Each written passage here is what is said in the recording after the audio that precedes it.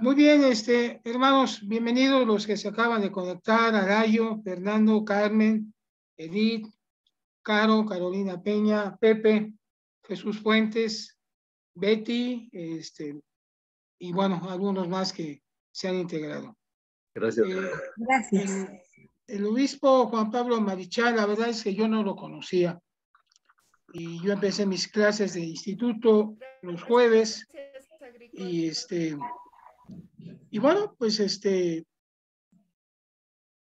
por ahí apareció el obispo y pues fue una muy, muy grata sorpresa saber que es un hombre muy preparado, muchachos, un hombre muy, muy, muy interesado en la cultura, en el conocimiento y además que obispo, un hombre de fe. Y bueno, pues yo podría decir en casi un grado de erudición en algunos aspectos del conocimiento. Y yo lo aprecio mucho, esta es su segunda ponencia en este miércoles de conocimiento. Y bueno, hay un tema que él domina varios, y yo le pedí si podía el día de hoy, dado que lo conoce, hablarnos sobre el concilio de Nicea, ¿verdad? Y el nacimiento del catolicismo. Él tiene una página, muchachos, ya él les comentará, los invitará a que puedan sumarse, se llama Bibliocomentarios.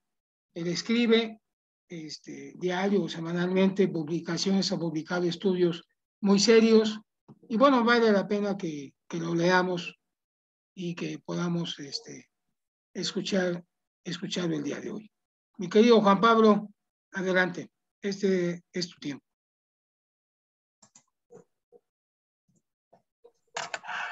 Muy bien, gracias, presidente Lozano, hermano Lozano. Es un placer estar con ustedes esta noche. El tema que tocó en turno esta vez es algo amplio. Realmente no creo rasguñarlo, pero sí me gustaría compartir con ustedes algunos slides, algunas imágenes y citas que nos ayuden a comprenderlo y ampliar nuestro conocimiento en este respecto. Están creo que preguntando en el chat cómo se llama mi página. Les voy a poner ahí la dirección para que puedan visitarla cuando gusten. Es un juego de palabras. La intención de la página es hacer comentarios bíblicos. Entonces le llamé Biblicomentarios. Un poco desafortunado porque no es un nombre fácil de recordar, pero ahí está la dirección para cuando gusten visitarla. Obispo, disculpe, antes de que continúe, lo acabo de poner como coanfitrión para que pueda compartir si necesita compartir pantalla. Perfecto, muchísimas gracias. Y sí, creo que es el caso. Voy a comenzar, a ver si puedo compartir pantalla. Y listo, espero que sea este. ¿Sí alcanzan a ver algo por ahí? Listo, ya se ve. Ah, muy bien, perfecto. Bueno, les comentaba que lo que vamos a hacer en este momento, vamos a compartir algunas citas, algunas datos que he recopilado sobre este tema. Primero que nada, me gustaría comenzar pensando en lo que era la iglesia tal como la organizó Jesucristo. Me acuerdo que hace algunos años el elder M. Russell Ballard visitó la estaca de Tacubaya. Tanto el elder Ballard como el elder Cook se han distinguido en el conocimiento de la historia antigua de la iglesia. Y una de las razones por las cuales este tema ha sido expuesto tanto por ellos es que los dos participan en lo que es las relaciones públicas de la iglesia. Y entonces, al convivir con otras iglesias, ellos necesitan exponer y defender a veces la posición de la iglesia. Y al hablarnos acerca de esto precisamente, de cómo es el encuentro con otras personas en otras iglesias, al hablar del tema de tolerancia y otros relacionados, el Elder Ballard nos dijo que al explicar la postura de la iglesia, lo que explica es que creemos en todas las creencias y prácticas que tuvieron los primeros apóstoles y los primeros miembros de la iglesia, pero que no creemos en el conjunto de creencias derivadas del Concilio de Nicea. A algunos seguramente esta explicación les hace sentido, a otros no. El conocer del Concilio de Nicea y de todas las cosas que le precedieron y que le rodearon, nos ayuda a encontrar mucho sentido en nuestra propia historia. ¿Por qué es tan valiosa la restauración? ¿Qué es lo que se restauró y qué es lo que se perdió? ¿Sí? ¿Y por qué es tan valioso el hecho de que se haya restaurado? Originalmente, y esto ya lo conocen, voy a minimizar aquí esto. Ahí está, sí se alcanza a ver, ¿verdad? Originalmente, ustedes ya conocen esta escritura. ¿Quién me puede ayudar a leerla para no cansarlos mucho con mi voz?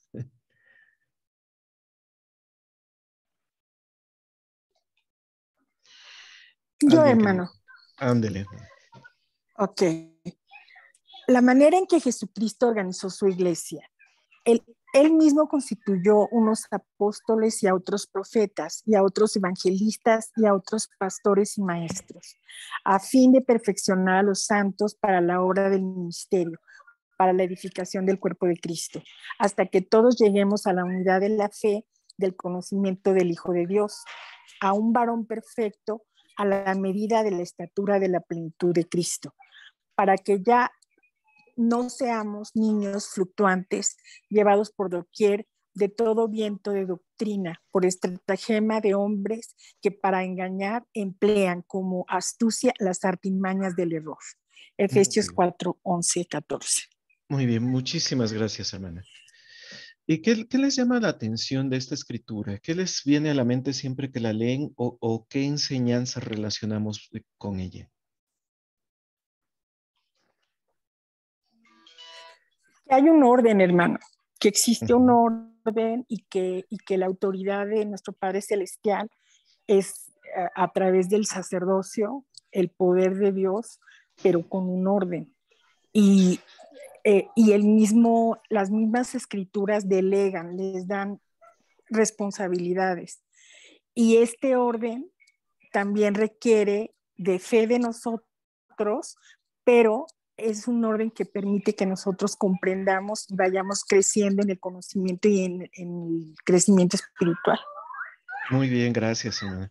¿Alguien más que quiera comentar algo sobre esta escritura? Pues yo pienso que la iglesia debe de estar en estos últimos días constituida como él mismo la ordenó, la dejó con los pastores, evangelistas, todo eso, y sobre todo el poder del Señor para que el conocimiento de la iglesia sea verdadera con la plenitud de la organización que él dejó. Muy bien, gracias. Adelante, Gerardo. Sí, bueno, creo que Pablo ya, de hecho, él ya menciona en otro libro en el cual ya hay signos de apostasía. Incluso cuando escribe a los Gálatas, creo que dice, oh, Gálatas insensatos, etcétera. Entonces, como ya había vientos de apostasía incluso, yo creo que esta escritura de Efesios 4, 11 al 14 reafirma con la organización de la iglesia, porque él se da cuenta de que pues ya existen, como dice Antonio Piñero, muchos ahí cristianismos que van surgiendo poco a poco, y esto es prácticamente se está sembrando la apostasía, lo que estaba por venir, ¿no? Yo creo que a eso se Así es, refiere. así es, así es. Y podríamos mencionarlos más como pseudocristianismos, ¿no? Porque Claro. no eran lo correspondiente al cristianismo original. Fíjense, desmembrando un poquito esta escritura, desmenuzándola un poquito, vemos que él mismo, ¿quién es él mismo?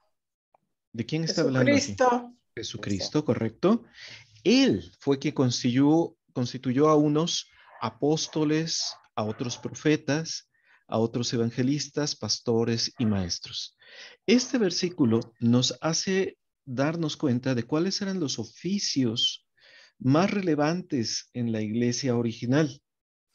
Otra escritura acompañante nos dice que Jesucristo era la principal piedra del ángulo, estando los cimientos constituidos en apóstoles y profetas. Nuevamente menciona esos dos oficios, ¿no? Que aquí también se mencionan en primer lugar. Sabemos que Pedro era profeta como sucesor de Jesucristo. Sabemos que había 12 apóstoles. La estructura o la diferenciación entre apóstoles y profetas parece ser un poquito polimórfica por el hecho de que los 15 en realidad son profetas, videntes y reveladores. Y en este caso, de los 12, 3 hacían una función especial como primera presidencia. Y vemos luego que se mencionan a los evangelistas, que hoy les llamamos patriarcas, y también a los pastores y maestros. ¿Qué oficio es actualmente el equivalente del pastor que aquí se mencionó? El obispo, ¿no? ¿Es correcto, Raquel? El obispo, ¿sí? Y entonces aquí en este mismo versículo se está mencionando junto a los apóstoles y profetas, también a los obispos. Es algo que más adelante va a tomar relevancia, ¿sí? El hecho de que se mencione a los pastores o a los obispos junto con los apóstoles y profetas. ¿Y cuál era el propósito, según el versículo 12 y 13 o los versículos siguientes, de esta estructura? ¿Por qué Jesucristo organizó su iglesia de esa manera? ¿Qué perseguía él?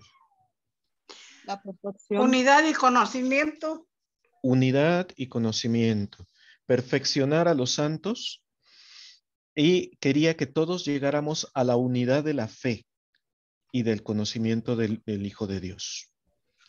Y dice en el 14, y yo creo que pensando un poquito en lo que dijo el hermano hace rato, que no seamos niños fluctuantes. La organización estaba hecha para que si se mantenía, o como dijo también Jesucristo a los 12 nefitas, a los 12 discípulos nefitas, para que si estaban fundados sobre la roca, no fueran llevados de todo viento de doctrina.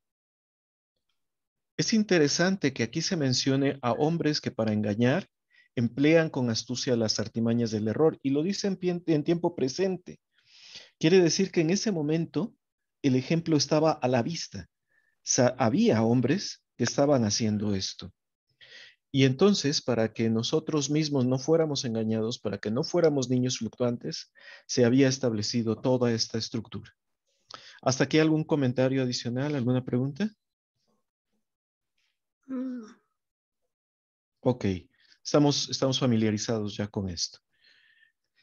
Ahora bien, cuando Judas traicionó a Jesucristo y se suicidó posteriormente, quedó una vacante en el quórum de los 12. En aquella ocasión, y de acuerdo con el capítulo 1 de Hechos, Pedro se reunió con toda la iglesia, bueno, los que estaban en aquel tiempo, que creo que eran como 300, una cosa así, y se reunió con ellos en un lugar que era sagrado, que es el aposento alto. Es el mismo aposento donde Jesucristo había oficiado la última cena. Y allí, reunido en oración, Pedro enunció la necesidad de llenar esa vacante dejada por Judas y proporcionó un modelo, porque nos dice que oraron, tuvieron sostenimientos, que ahí lo llama como echar suertes, y se estableció por revelación a un sucesor. Entonces se le impusieron las manos y formó parte de los 12.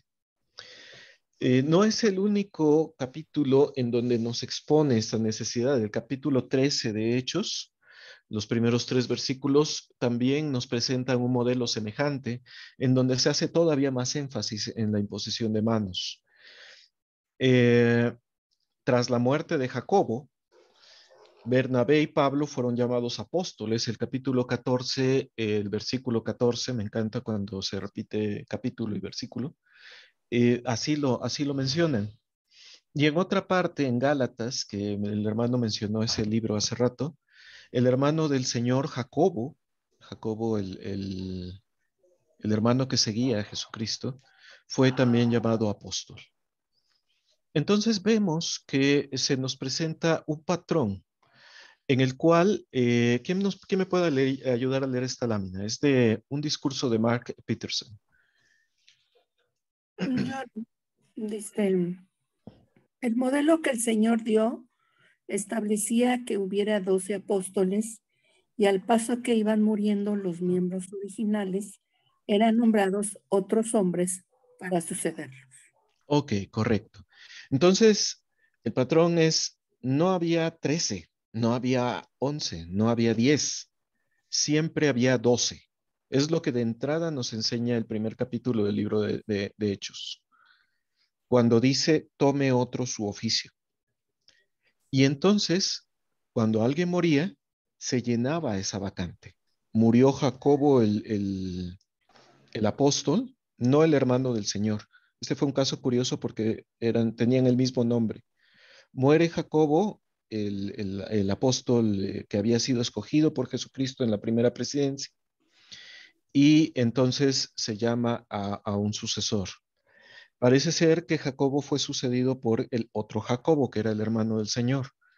No lo sabemos con toda claridad, pero sí se observa el modelo en el Nuevo Testamento.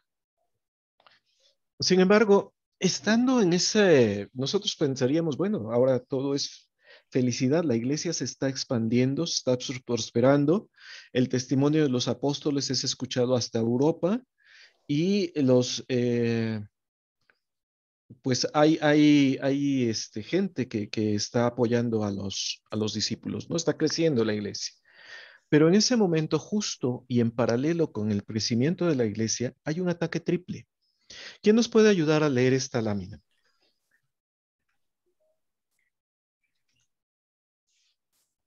Yo. Ándale, Anita. Adelante. El ataque triple a la iglesia. La iglesia ahora fue víctima de ataque triple. Una persecución grandemente intensificada durante el cual el gobierno mismo fue el agresor principal, tachando a los cristianos de desleales y tratándolos como traidores. Esto dio lugar a terribles matanzas y obligó a los cristianos sobrevivientes a esconderse. La influencia de la filosofía en las verdades sencillas del Evangelio, de lo cual finalmente resultó un concepto enteramente distinto de la existencia de Dios y causó que se adoptaran muchos de los misterios griegos como doctrinas y prácticas de la Iglesia. Como consecuencia, hallamos una interpretación nueva y completamente diferente de la doctrina de Dios, que por último resultó en la aceptación del credo de Nicea. Celos, intrigas y ambiciones personales dentro de la Iglesia misma. Muy bien, gracias. ¿Quién nos puede ayudar o quién nos puede platicar un poquito acerca de esto? Lo vamos a seguir platicando, pero de manera introductoria y para ver qué ideas tenemos ya, me gustaría que alguien lo comentara.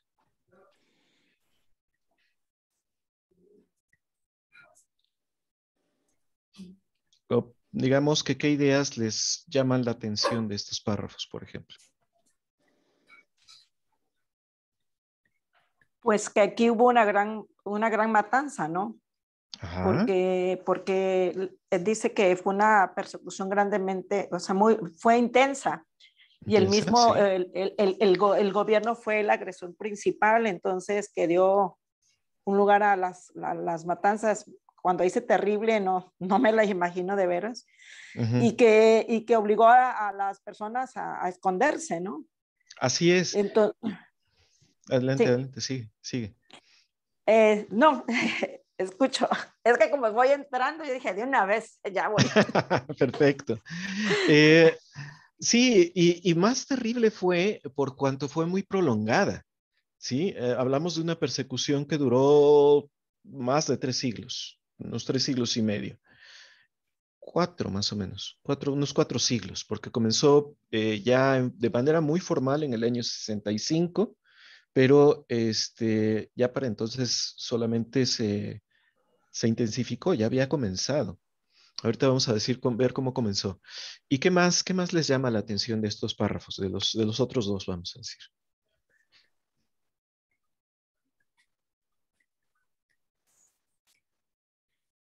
¿Qué otras cosas están amenazando a la iglesia?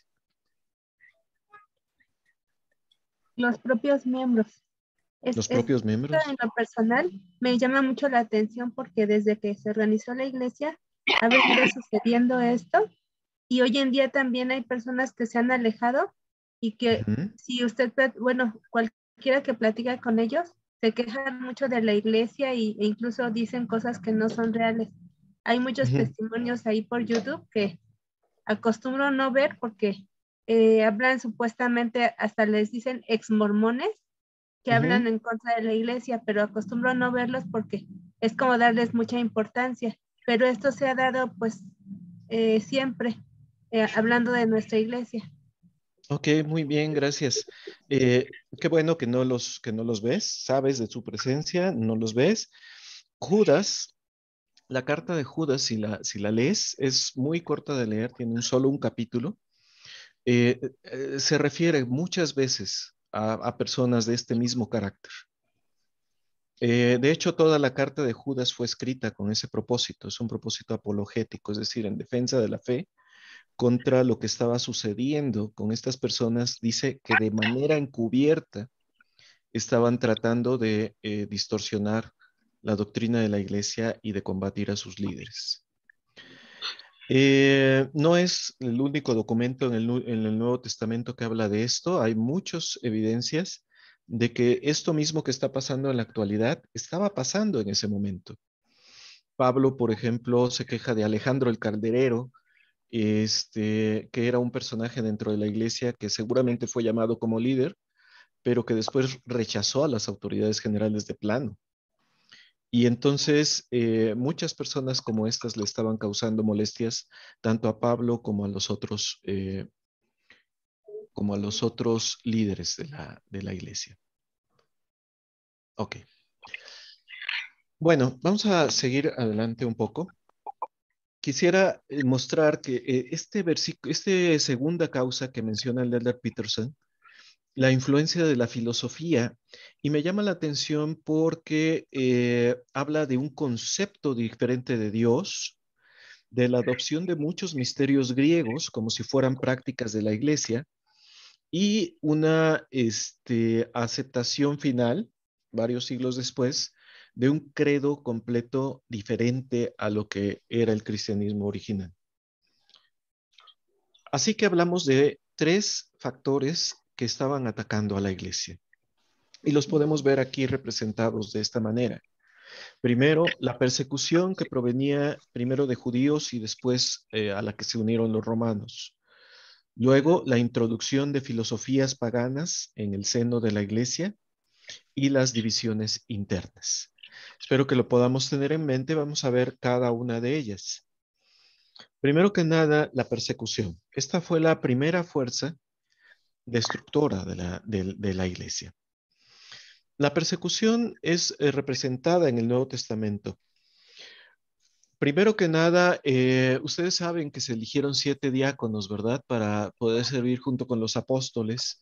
Y Esteban fue uno de ellos. Esteban fue un predicador notable, muy, muy grande, pero por la fuerza de su predicación, ofendió también a los judíos, los cuales lo lapidaron, lo apedrearon, es decir, hasta morir, ¿sí?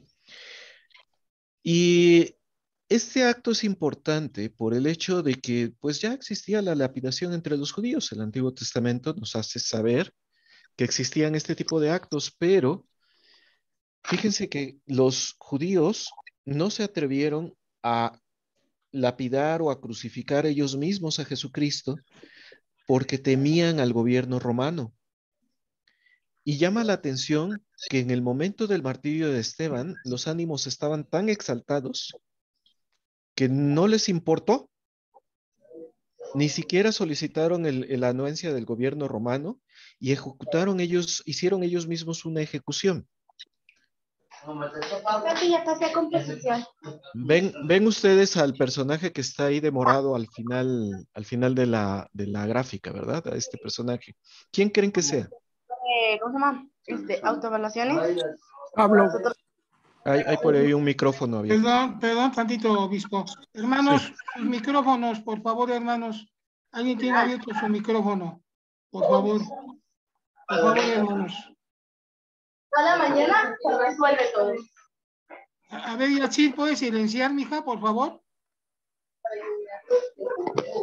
Mientras voy viendo el chat. José, creo que tu micrófono está abierto, Pepe. Por favor. Gracias. Adelante, obispo. Ok. Ahorita respondemos esa pregunta, hermano Lucas. Bien. Entonces, vemos que inicia una persecución, ¿sí?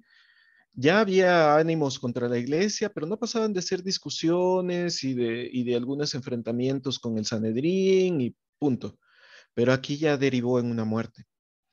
Tenemos a Esteban nombrado entonces como el primer mártir oficial de la iglesia cristiana. Y en esta pintura en donde lo están representando, ¿quién creen que sea este personaje que está aquí al fondo? Pablo. Pablo. Exacto, es Pablo de Tarso. Está cuidando las ropas de los que apedrean a Esteban. Y ahora, el martirio de Esteban no solamente fue importante por el hecho de que ajusticiaran a un solo individuo, sino porque desató una persecución general. El libro de Hechos nos dice que incluso tuvieron que huir de Jerusalén y que se dispersaron hacia otros lugares. Fue una persecución grande y generalizada, y fue la primera persecución grande de la iglesia, a la iglesia. Después de ello tenemos, esto fue por parte de los judíos fueron quienes hicieron este primer acto, pero después se les unen de alguna manera los romanos, y eso comienza con el asesinato de Jacobo. En el Nuevo Testamento, en el capítulo 12 de Hechos, se nos informa que este miembro de la primera presidencia, ustedes dicen seguido como una fórmula, Pedro, Santiago y Juan. Bueno, Santiago es lo mismo que Jacobo. Y en el capítulo 12 se nos dice que este Santiago fue tomado por Herodes y asesinado a espada. Generalmente eso quiere decir una decapitación. En ese momento Santiago era un apóstol y era miembro de la primera presidencia. Se cree que fue reemplazado por el otro Santiago, el que se conoce como el hermano del Señor. Muy bien, estos son los primeros... Es lo que encontré en la web. Ok. Estos son los primeros actos que el Nuevo Testamento nos menciona. En el Nuevo Testamento no se menciona la muerte de otros apóstoles, sin embargo, es por medio de citas extrabíblicas que llegamos nosotros a saber que todos fueron ajusticiados. Se comenta que Pedro murió crucificado, que Pablo también murió más o menos por el mismo tiempo, ¿sí? Se comenta sobre la muerte de Andrés y de los demás apóstoles. El caso es, y esta es la parte importante, que antes del año 70, 80 de la era cristiana, todos los apóstoles habían sido asesinados, con excepción de Juan. Juan se encontró, cuando escribió el Apocalipsis, él nos informa en el primer capítulo que se encontraba prisionero por el testimonio de Cristo en una isla prisión que era la isla de Patmos. Se cree que Juan estaba prisionero allí durante la persecución que desató el emperador Domiciano. Y esto nos hace ver que las persecuciones llegaron a ser sumamente intensas. La primera gran persecución fue con Nerón en el año 65. Y eso, fíjense, año 65, Jesucristo murió por ahí por el 33, 34, ¿no? Entonces, ¿se imaginan? Apenas 30 años después, 32 años después, ya había unas persecuciones sumamente intensas que involucraban la matanza de cientos y de miles de cristianos.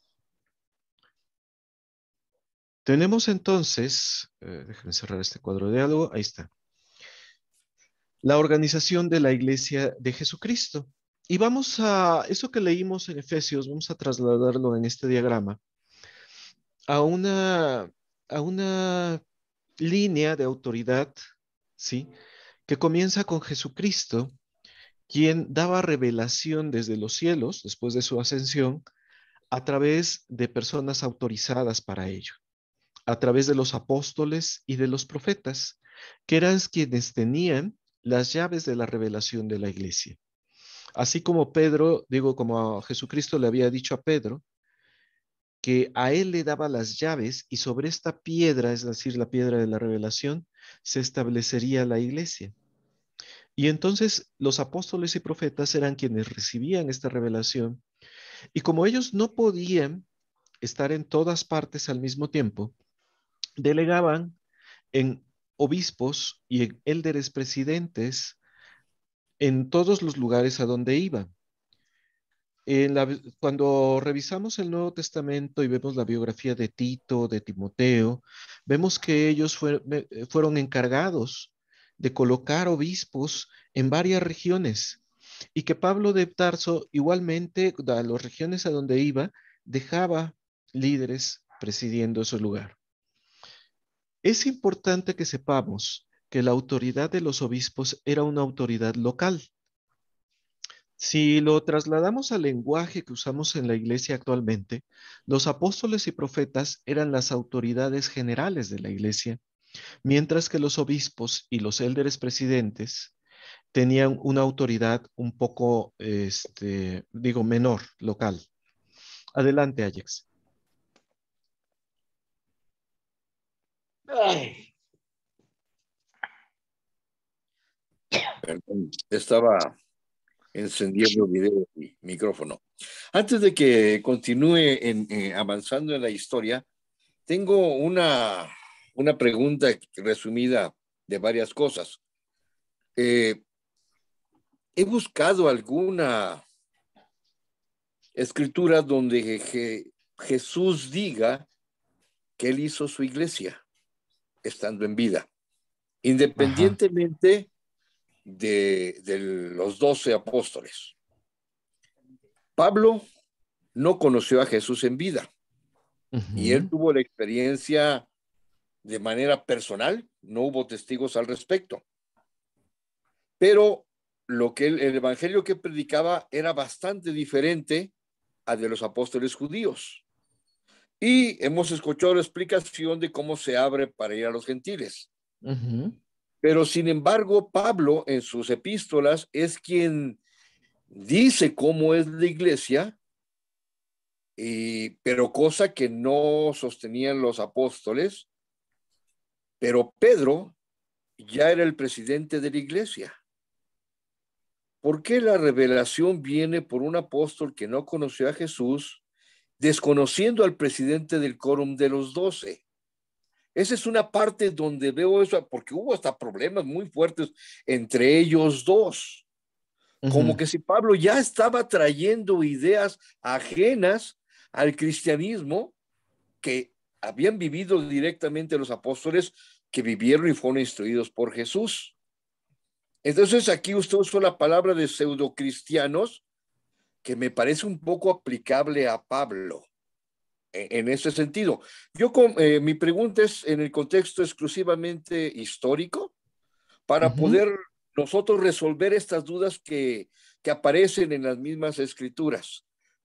Lo comento ahorita para que después ya pasemos a los temas que está avanzando. Gracias. Claro. Dicho de una manera muy rápida.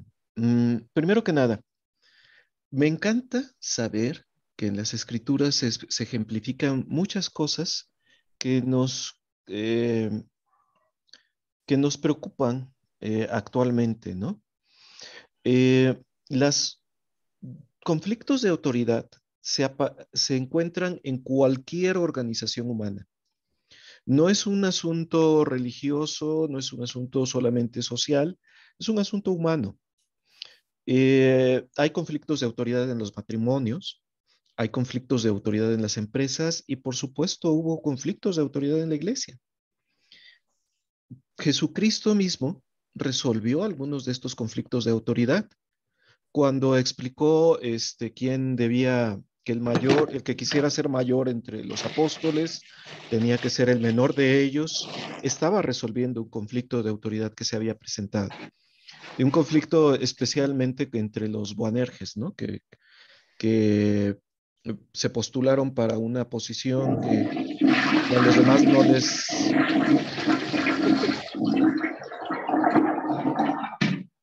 que a los demás no les agradó. Entonces, y me gusta mucho la manera como Jesucristo resolvió todos estos dilemas. Los encontramos también en el libro de Mormón. Y aquí hay una cuestión interesante. Sí hubo un conflicto de estos entre Pedro y Pablo, definitivamente. Ellos mismos lo mencionan. Sin embargo, la razón por la que se presentó este conflicto tenía mucho que ver con los judaizantes, de los que vamos a hablar un poquito más adelante, y con la manera como estaba reaccionando Pedro, que después de haber recibido una revelación de predicar a los gentiles, no sabía o no estaba actuando de una manera apropiada, ¿no? En cuanto a esta misma revelación. Y pareciera que estaba como coqueteando con los gentiles y también con los judíos y no estaba actuando de una manera muy acorde. Esto es lo que dice Pablo. Faltaría ver qué es lo que dice Pedro, porque no lo sabemos y no tenemos el relato completo. Pero sí tenemos una guía muy importante y yo no la buscaría en el Nuevo Testamento porque lo tenemos fragmentado. Y seguramente no está allí este pasaje que buscamos, además del de Efesios, porque en el de Efesios sí dice que él mismo constituyó la iglesia. Pero este pasaje de Efesios no está respaldado meramente en el Nuevo Testamento, sino en el libro de Mormón. Yo buscaría esa congruencia en Tercera de Nefi 27, precisamente, que es donde Jesucristo explica este mismo orden a los discípulos nefitas. Y entonces, haciendo ya una correlación que incluya la verdad que hemos recibido en esta última dispensación, seguramente vamos a tener un mosaico mucho más completo que el que nos presenta solamente el Nuevo Testamento. Por supuesto, doctrina y convenios servirá para complementar este conocimiento. Muy bien, avanzamos un poquito más. Espero que haber contestado bien, hermano Ajax. Y vemos entonces que Jesucristo estableció apóstoles y profetas, se comunicaba a través de ellos eran las autoridades generales de la iglesia, y tenemos un segundo nivel, un nivel local constituido por los obispos y por los élderes presidentes. Pero resulta que matan a todos los apóstoles y profetas. Quisiera y si opinar. se fijan, ¿sí? ¿Quién habla, perdón? Gerardo. Adelante, sí. Así rápidamente, conforme a lo que dijo el hermano Ajax, es muy interesante. Por varias razones. En primer lugar, Jesucristo, como Sócrates y los grandes hombres, jamás escribieron, hasta ahorita que sepa, alguna palabra. Platón fue intérprete o escriba de Sócrates. Los apóstoles fueron los intérpretes de Jesucristo. En las escrituras del Nuevo Testamento, sabemos que únicamente cuando le trajeron a la mujer pecadora, él escribía algo ahí en el piso, ¿no? Como distrayéndose. Exacto. Pero que haya escrito algo en sí, nada de eso. Otro punto muy importante que hay que considerar en lo personal, creo que Pablo fue un hombre el más preparado intelectualmente de los apóstoles. Si contamos los escritos de Pablo, aunque hay algunos que dicen que no es de él, pero la mayoría fueron escritos de Pablo. Era un hombre preparado intelectualmente que sabía el griego, sabía el hebreo y creo que yo algo de arameo y no sé, sabría otras lenguas.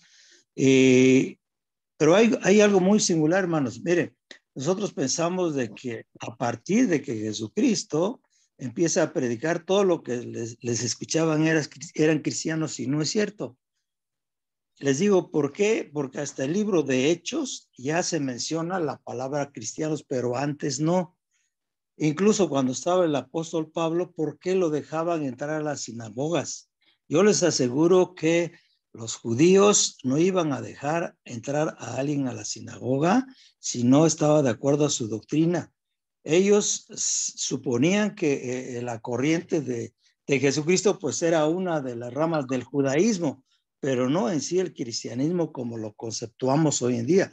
Pablo fue el que, vamos a decir, entre comillas, creó esta corriente del cristianismo. Estamos hablando en cuestiones históricas que tienen que ver muy importantes en el desarrollo del cristianismo. Analicen ahí los 4 libros de los evangelios. En ningún momento se dice, ¿no? Bueno, que yo sepa, hasta el libro de Hechos. Debemos entender también de que los libros, como están en el Nuevo Testamento, no están, así como en toda la Biblia, no están ordenados cronológicamente. Entonces yo siempre me he preguntado, bueno, si Pablo decía que era cristiano y que la corriente de Jesucristo era cristiano, ¿por qué lo dejaban entrar a los judíos, a las sinagogas? Bueno, porque los judíos pensaban que esa corriente era parte del judaísmo. Incluso Pablo empezó a meter que no necesitaban ya circuncidarse, y fue el problema que tuvieron en Jerusalén, lo que mencionaba el hermano Ajax, cuando se da supuestamente el primer concilio en Jerusalén, cuando llega Pablo y entonces habla con Pedro, ¿no? Ellos estaban ahí. Es todo, ¿no? Ok. Sí, gracias, hermano Gerardo. Es importante que nosotros consideremos esto. Es indudable que Jesucristo organizó una iglesia. ¿Cómo lo sabemos? Primero, la palabra iglesia es mencionada en el Evangelio de Mateo. Sí, como tal. Se habla de ese cuerpo de creyentes, pero además vemos una organización, y esta organización se plantea desde los propios evangelios. No solamente había una organización de apóstoles, me gusta mucho, les digo los números repetidos porque me ayudan a recordarlos.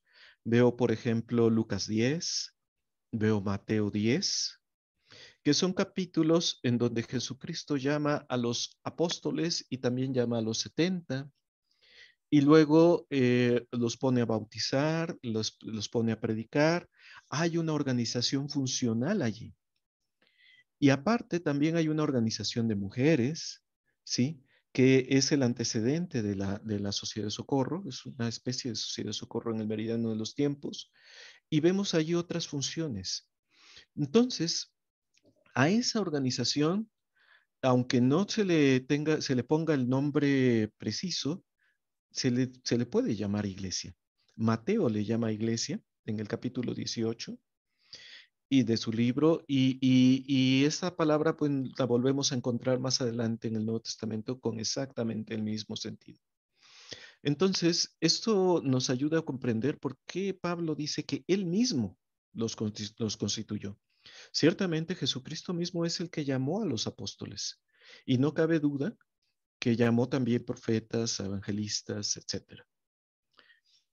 Bien, volviendo a esta gráfica, la comunicación entonces, toda la línea que se ve ahí con el candado fue interrumpida. Los apóstoles y profetas fueron removidos mortalmente de la iglesia.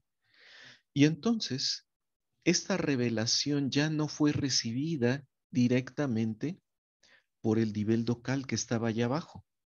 Los obispos y líderes presidentes se vieron en un gran conflicto porque sin la presencia de las autoridades generales ya no pudieron recibir las instrucciones uniformes que se estaban dando uniformemente para toda la iglesia.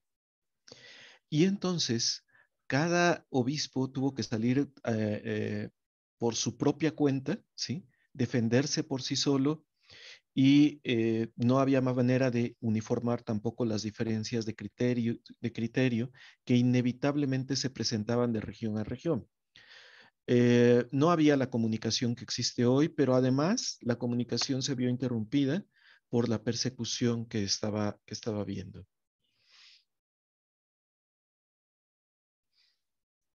La segunda fuerza destructora de la iglesia tiene que ver con la adopción de doctrinas que en ese momento también se presentó. ¿Quién nos puede ayudar a leer este pasaje del libro de Historia Eclesiástica de Eusebio de Cesarea? En él Ya. menciona a otro autor. Él está citando a otro autor. Adelante, hermana. La regulación de los apóstoles. El mismo autor, Hegesipo, relatando los eventos de los tiempos, también dice que la iglesia continuó hasta entonces como una virgen pura e incorrupta, pero cuando el coro sagrado de los apóstoles se extinguió y la generación de aquellos que habían tenido el privilegio de escuchar su sabiduría inspirada había fallecido. Entonces también surgieron las combinaciones de error impío por el fraude y los engaños de los falsos maestros. Estos también, como no quedaba ninguno de los apóstoles, en adelante intentaron, sin vergüenza, predicar su falsa doctrina contra el evangelio de la verdad. Tal es la afirmación de Hegesipo. Muy bien. Entonces, ¿qué nos está diciendo esto? Nos dice, si lo leemos un poco más despacio, que la iglesia se había desarrollado bien, había continuado, dice, como una virgen pura, incorrupta. Pero cuando el coro sagrado de los apóstoles se extinguió, ¿y cómo se extinguió el coro sagrado de los apóstoles? Pues por medio del martirio, ¿no? Cuando los mataron, la generación de ellos y los que los habían escuchado en primer lugar también fallecieron, y fue entonces cuando surgieron combinaciones, dice, de error impío y engaños de los falsos maestros. Y dice, como no quedaba ninguno de los apóstoles, entonces no se sintieron limitados, andaron sin vergüenza, dice, predicando la falsa doctrina contra el evangelio de la verdad. Y esto es Eusebio de Cesarea, que vivió en el IV siglo, cita a un autor de los siglos anteriores en cuanto a en este sentido. La iglesia ahora era un blanco fácil de todas las falsas doctrinas, y había muchas razones por las cuales se introdujeron, desde las culturales. Cada lugar en donde se predicaba el evangelio tenía su propia cultura, su propia identidad. En Corinto, por ejemplo, había una gran idolatría, ¿no? Y mucha inmoralidad. En otras áreas había otros dioses, y cada quien tenía sus propias modas incluso en cuanto a la filosofía, ¿sí? Se decía de los atenienses, ¿no? Que tenían comezón de oír y prestaban atención a todo lo nuevo, y entonces se interesaban por las novedades. Las doctrinas tradicionales eh, más conservadoras no les llamaban la atención. Lo que siempre permanecía no les llamaba la atención. Entonces, de esa manera se fueron generando nuevas doctrinas, nuevas maneras de interpretar la doctrina de la iglesia, pero además una importación de doctrinas foráneas de los griegos y de otros lugares. ¿Quién nos puede ayudar a leer esta lámina? A ver si la puedo regresar aquí.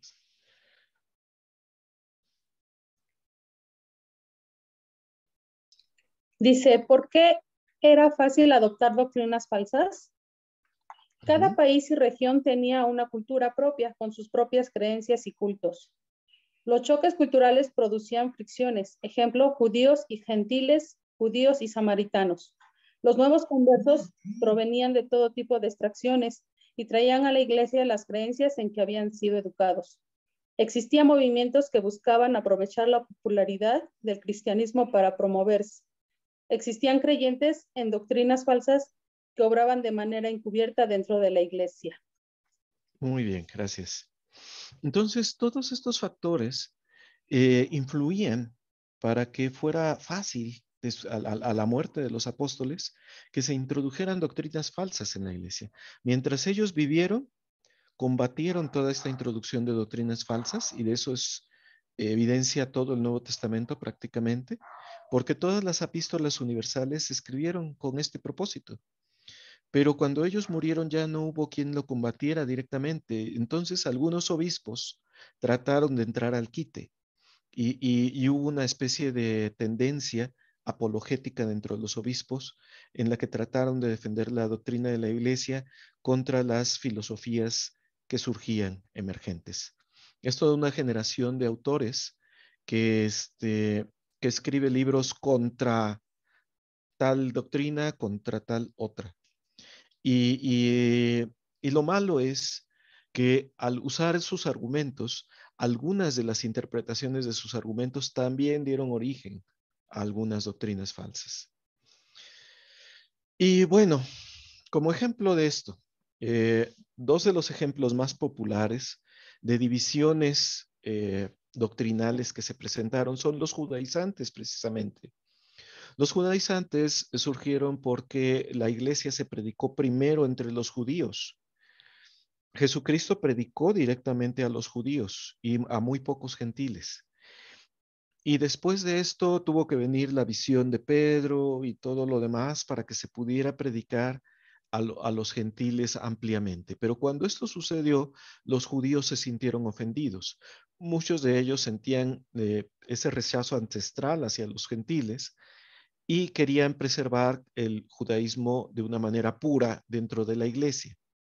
Sin entender el cristianismo que estaban aceptando, que estaban abordando, ellos querían que la iglesia cristiana fuera una especie de extensión de las creencias judías. Y por esa razón se dieron muchos enfrentamientos, incluyendo los que ya mencionaron, y se dio el primer concilio de la iglesia, que está mencionado en Hechos 15, que es el concilio de Jerusalén. Otra porción, otro grupo que tenía una doctrina que combatía en muchas maneras el cristianismo, eran los gnósticos, especialmente porque creían en su creencia de que la materia era impura, de que lo mundano era impuro y lo extendían a toda la materia. Postulaban que Jesucristo nunca vino en la carne, sino que fue una especie de proyección espiritual, algo como una ilusión que nosotros vimos, pero que él jamás vino. Entonces, encontramos algunas afirmaciones en el Nuevo Testamento en donde categóricamente se afirma que Jesucristo vino en carne. Una de estas afirmaciones está precisamente en el libro de Judas, que ya mencionamos, y todas las epístolas de Juan también están dirigidas a combatir la influencia gnóstica. Y aparte de eso, pues hablamos de la tercera fuerza destructora de la iglesia, los conflictos internos. Recordando este diagrama, ¿sí?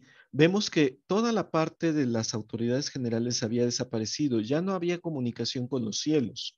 Aquí en esta gráfica ya no aparece Jesucristo porque ya no estaban la iglesia comunicándose con los cielos para resolver los problemas, sino que los intentaban resolver por sus propias fuerzas, por lo que Nefi llama el brazo de la carne, ¿no?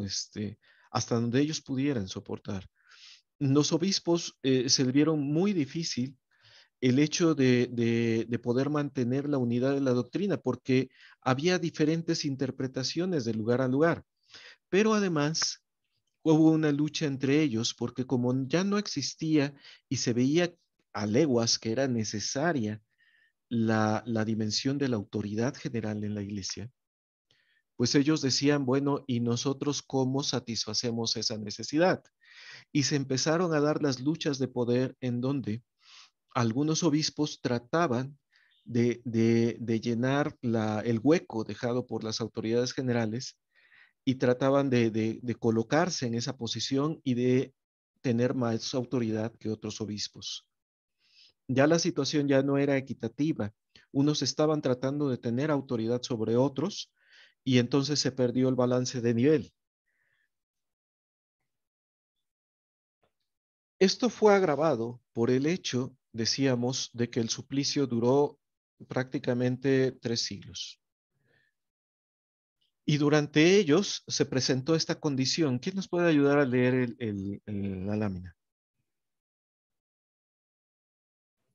Hermana. La enseñanza convertida en debate.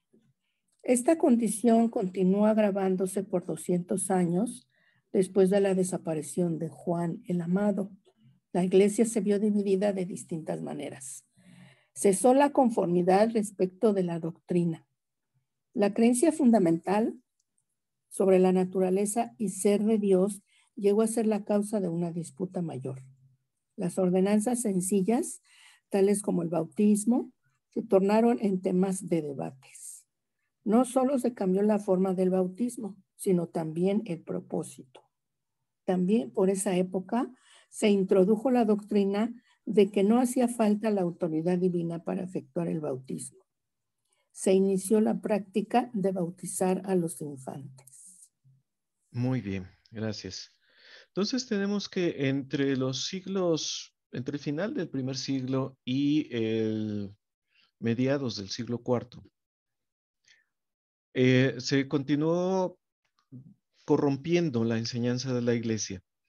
Llama la atención que una de las disputas más importantes tenía que ver con la naturaleza y ser de Dios. Y llama la atención porque eso es el centro de la iglesia. Cuando hablamos de religión o cuando hablamos de adoración, queremos saber primeramente a quién adoramos. Y ellos no lo tenían en claro. Esta era una de las cosas que se interpretaban diferente de región a región, de obispo a obispo. Y entonces, ordenanzas sencillas como el bautismo se corrompieron. Dice, no solo cambió la forma del bautismo, sino también el propósito. Dejó de ser una expresión de convenio, dejó de hacerse por inmersión, se perdió el simbolismo del bautismo, se dejó de hacer a la edad apropiada y se manejaron también muchas otras cosas sobre eso hasta el siglo IV. Y como por ejemplo, ya no hacía falta autoridad divina para efectuar el bautismo, cualquiera lo podía hacer y se empezó la doctrina de la práctica de bautizar a los niños. Y la parte de la persecución tampoco fue más sencilla. La primera persecución, les comento, fue con el emperador Nerón en el año 65, ¿sí? Ya había prejuicios por el 64. Y la segunda fue con Domiciano, que fue la que abarcó a Juan, el amado, por los años 95, 98. Y a partir de allí, de vez en cuando, no todos los años, y no sé si esto sea tan bueno, porque no se sabía qué esperar. En algunos momentos había una paz engañosa y después una persecución ultrajante, ¿no? Violenta. Y cada emperador parecía ser peor. Cómodo fue uno de los muy graves, Diocleciano. Y entonces vemos aquí que hubo hasta 12 persecuciones. De esto nos puede hablar mucho el hermano Lozano, porque él ha estudiado muy a fondo este tema. Y bueno, ¿quién nos ayuda a leer esta otra lámina? Esta lámina está fuera de lugar. Pero bueno, la leemos. Yo la Yo leo. le ayudo, hermano. Aquí yo Adelante, la veo hermana. bien. Hermana Dice Yatsi. crecimiento y decremento, ¿verdad? Cuando menguó la persecución por parte del gobierno, la iglesia nuevamente aumentó en número, debido en parte a que aceptó las opiniones y prácticas populares en las iglesias paganas del día, y en parte a que bajó sus propias normas. Muy bien. Fíjense que con esta cuestión, por ejemplo, en el bautismo, la iglesia estaba no solamente malentendiendo su propia doctrina, sino adoptando prácticas desde fuera, ¿sí? Y esto sucedió con muchas otras ordenanzas. Dejaron de practicarse las ordenanzas como habían sido originalmente instituidas, pero además se introdujeron nuevas ordenanzas, nuevas prácticas y maneras de hacer las cosas que tenían que ver más con las doctrinas de las iglesias paganas, digo, de los credos paganos de su tiempo. Esta lámina digo que está fuera de lugar porque yo la debía haber puesto un poquito más adelante, pero bueno. Las persecuciones se terminaron gracias a 3 edictos que se emitieron en el siglo IV. El primero de ellos fue el edicto de Nicomedia. 2 años después se dio el edicto de Milán y finalmente, casi al final del IV siglo, hubo un edicto que se llamó el edicto de Tesalónica. El edicto de Nicomedia se produjo cuando Lactancio, Lactancio es el autor, el que escribe. Lactancio nos cuenta que el emperador Galerio estaba enfermo de cáncer.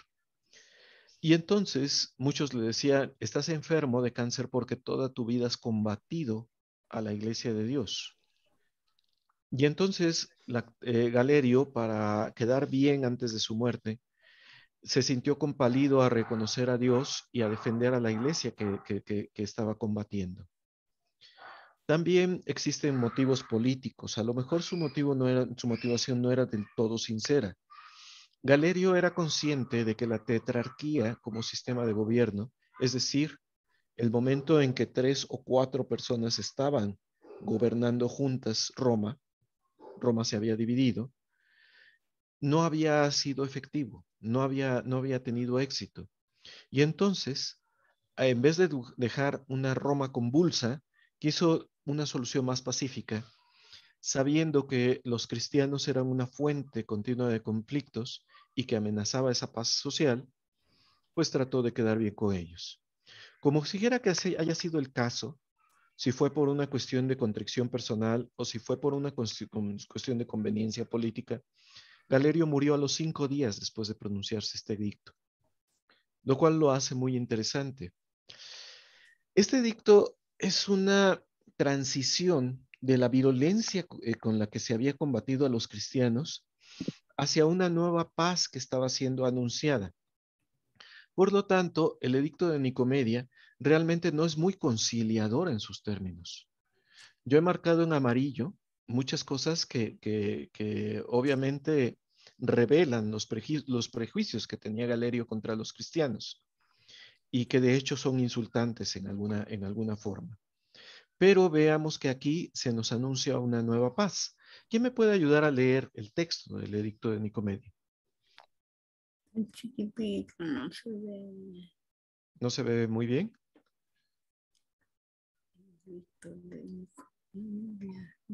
No lo veo. No lo alcanza a leer. ¿Quién lo alcanza a leer? Yo lo puedo leer. Joana. Adelante, hermana. Sí, dice, entre todo lo otro que por el bien y la prosperidad de la cosa pública dispusimos, quisimos en el pasado armonizar todas las cosas con el derecho y el orden público romano tradicional. También buscamos que incluso los cristianos que habían abandonado la religión de sus ancestros se reintegrasen a la razón y al buen sentido. Ok, En pausa efecto, tantito. ¿hasta ahí? Sí, una pausa tantito. Ok. Fíjense los términos en los que habla. Primero parece que se está justificando, ¿no? Dice, nosotros queríamos que todo funcionara bien con el orden público tradicional, ¿sí? Quisimos armonizarlo, incluso a los cristianos que habían hecho mal en hacer esto, porque parece que al decir que habían abandonado, parece querer decir que lo correcto era adorar a los otros dioses. Y entonces que los cristianos habían perdido la razón y el buen sentido. Galerio no parece realmente convertido. Parece que está atacando a los cristianos todavía. Continúa, hermana. Ok. Dice, en efecto, por algún motivo, la voluntad de los cristianos fue por su propia obra plagada de tal manera y fueron presa de tal tamaña estupidez que abandonaron las instituciones ancestrales que quizás sus mismos antepasados habían instituido. En su lugar, por su propio capricho y como bien les pareció, adoptaron y siguieron leyes propias, congregándose en varios lados como grupos separados. Muy ¿Continúa? bien. Sí, hermana. Pero ¿cómo te sentirías tú si te estuvieran hablando en este tono? Pues es como un regaño, ¿no? Como no es una invitación, ¿no? Es como echarte, pues como la culpa, sí. ¿No? Así es. Continúa, hermana. Dice, así cuando con tal finalidad pusimos en vigor nuestras leyes para que se conformasen a las instituciones tradicionales, muchos se sometieron por el miedo, otros fueron incluso abatidos. Aún así, abatidos significa asesinados, ¿no? Ok. Aún así, muchos perseveraron en su propósito y constatamos que no observaban la reverencia a los dioses de la religión de vida, ni tampoco aquella del Dios de los cristianos. Habida cuenta de nuestra gran clemencia e inveterada costumbre de indulgencia que ejercitamos frente a todos los hombres, creemos que debemos extenderla también a este caso. De tal modo, pueden nuevamente los cristianos reconstituirse así como sus lugares de culto, siempre que no hagan nada en contra del orden público. Por medio de otra carta indicaremos a los magistrados cómo deben conducirse. En razón de esta, nuestra benevolencia, deberán orar por nuestra salud y la del imperio, para que el imperio pueda continuar incólume y para que puedan vivir en seguridad en sus hogares. Muy bien, gracias. Voy a ir un poquito más rápido con la esperanza de que haya un poco de tiempo para que platiquemos. Pero fíjense dos cosas sobre este edicto. Ya hablamos del tono, pero fíjense en esto que está en el rectángulo. Constatamos que no observaban. ¿Cómo los observó Galerio? No observan la reverencia a los dioses de la religión de vida. Según él, la religión de vida era la de los dioses, ¿no? Entonces, él dice, no observaban esa reverencia, pero luego dice, ni tampoco aquella del Dios de los cristianos. ¿En qué estado los habrá encontrado Galerio? Que dice que en el siglo IV ya tampoco estaban guardando la reverencia a Jesucristo. Luego, más abajo, dice que en razón de la benevolencia, ok, les doy más libertad, reconstitúyense en sus lugares de culto, pero no cometan ningún crimen y oren por la salud y por la del imperio. Entonces, una condición para darles esta libertad tenía que ver con el plegarse a aceptar el imperio. Tenían que aceptar lo que el imperio dispusiera para poder gozar de esa libertad. Si se fijan de qué manera sutil los estaba ligando, los estaba apretando. Y esto es el edicto de Nicomedia, con todo y ese tono insultante y con toda la restricción que ponía, era el inicio de algo. Por lo menos iban a poder adorar en sus propios lugares. En este momento, muy poco después de que el edicto de Nicomedia se presenta, también se presenta un personaje que va a cambiar la historia, es Constantino el Grande. Constantino surge a partir de precisamente la tetrarquía. Su padre era uno de los principales gobernantes en Roma, y Constantino fue enseñado por su padre también a buscar el poder y la manera de buscarlo. Constantino da una paz a la iglesia, pero una paz aparente. Él, hasta que muere, prácticamente, poquito antes de morir, no se bautiza como cristiano. Él no se convierte al cristianismo. Este tipo de hallazgos, como la moneda que aquí vemos el rostro de Constantino a la izquierda y del lado derecho vemos a la figura del Sol Invictus. Y así es como se mandaban a acuñar las monedas en Roma cuando él era emperador, porque él seguía siendo un creyente en el Sol Invictus. La historia lo que nos cuenta es que cuando él se ve, bueno, hay luchas de poder en Roma, y entonces él hace una campaña militar para tomar el poder por medio de un golpe de Estado. Y poco antes, cuando él se encuentra acampado fuera de Roma, Eusebio de Cesarea nos cuenta en una obra Vita Constantini. Por cierto, Eusebio es uno de los personajes más importantes que tenemos que comprender en esta época. En su biografía de Constantino, habla de una visión que Constantino tuvo antes de entrar a Roma, en la que él anticipa su victoria, ¿no? Se le dice, con este signo vencerás. Y entonces él ve algún tipo de cruz que plasma en su lábaro y arenga a su ejército y al poco tiempo consigue la victoria de Roma. Según Eusebio, Jesucristo mismo le explicó el uso de este signo y entonces él lo plasmó en su lábaro de guerra, lo cual nos indica que, bueno, nos hace entender que Constantino tenía ese privilegio, ¿no? De ver a Jesucristo. Este es el monograma o el signo que él vio. La combinación de dos letras, las letras griegas chi y ro, o la X y la R actuales, y que se utilizó en muchas monedas después de esto, o en representaciones de Constantino. Casi siempre lo tenía en sus manos, este símbolo, o plasmado en su lábaro. Poco después, Constantino logra esta victoria en 312, un año después del otro edicto. Y en 313, él firma un edicto que se llama el Edicto de Milán.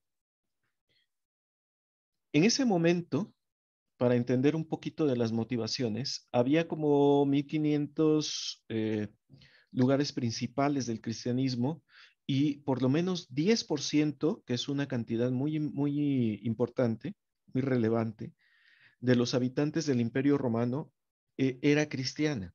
Entonces, para Constantino era muy importante evitar los conflictos y aprovechar esa fuerza emergente del cristianismo. Y este es el texto del Edicto de Milán. ¿Alguien que pueda alcance a leer la letra, me ayuda? Si quiere yo otra vez, hermano. Adelante, hermano. Dice, habiendo advertido hace ya mucho tiempo que no debe ser cohibida la libertad de religión, sino que ha de permitirse al arbitrio y libertad de cada cual se ejercite en las cosas divinas conforme al parecer de su alma, hemos sancionado que tanto todos los demás cuanto los cristianos conserven la fe y observancia de su secta y religión, que a los cristianos y a todos los demás se conceda libre facultad de seguir la religión que a bien tengan, a fin de que quien quiera que fuere el numen divino y celestial pueda ser propicio a nosotros y a todos los que viven bajo nuestro imperio. Así pues, hemos promulgado con saludable y rectísimo criterio esta nuestra voluntad, para que a ninguno se niegue en absoluto la licencia de seguir o elegir la observancia y religión cristiana. Antes bien, sea lícito a cada uno dedicar su alma a aquella religión que estimare convenirle. Muy bien. ¿Qué diferencias notan entre el tono del edicto de Milán y el tono del edicto anterior?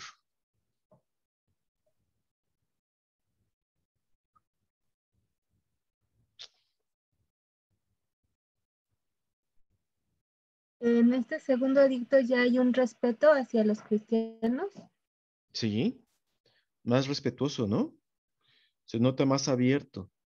Habla acerca de la libertad de religión y dice, no vamos a limitar a la gente que tenga una religión diferente, que a los cristianos se les dé libre facultad de seguir la religión que como la quieran ejercer y que anden por todas partes del imperio y puedan vivirlo. Este edicto es el primero que de una manera muy conciliadora le da una libertad mayor al cristianismo. Como consecuencias, los cristianos ahora pudieron adorar públicamente, no nada más en sus lugares de culto, sino de manera pública. Y no pudieron ser perseguidos, ¿verdad? Por ninguna persona. Ahora podían predicar el evangelio donde quiera y había una legitimidad. Eso es lo más importante. Una protección legal para poder ejercer su religión. Es en estas circunstancias que en el año 325, estamos hablando de 12 años después, hay un concilio muy importante en Nicea. Es convocado por el obispo Ocio de Córdoba con el respaldo de Constantino el Grande. En realidad, Constantino es quien promueve este concilio y lo hace a través del obispo, ¿no? Constantino tenía una manera muy peculiar de llamar a concilios. Si los obispos se negaban a asistir, él llegaba a matarlos y a sustituirlos. Hizo esto en una ocasión anterior y ya sea por miedo o por muchas otras cosas, a este concilio no asistieron muchos. Vinieron a asistir como unos 300 personas. A lo mejor se nos hacen muchas, pero pues eran más de 1000 los obispos que existían en ese momento. ¿Con qué razón se convoca este concilio de Nicea?